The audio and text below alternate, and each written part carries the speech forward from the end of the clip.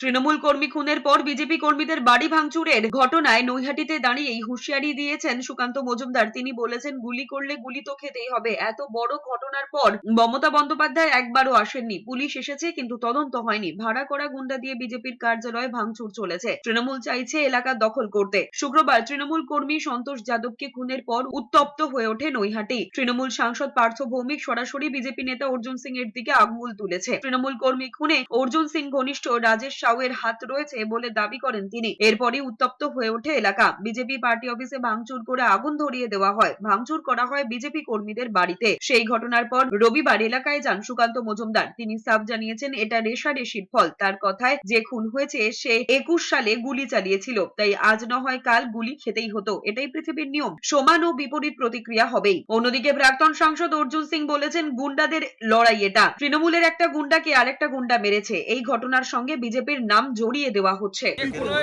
সে 21 সালে গুলি চালিয়েছিল এর উপরে। কোনো পলিটিক্যাল লড়াই নেই। আপনি আমার উপর গুলি চালালে আপনাকে তো গুলি খেতেই হবে আজ না হয় কাল। এটাই নিয়ম পৃথিবীর।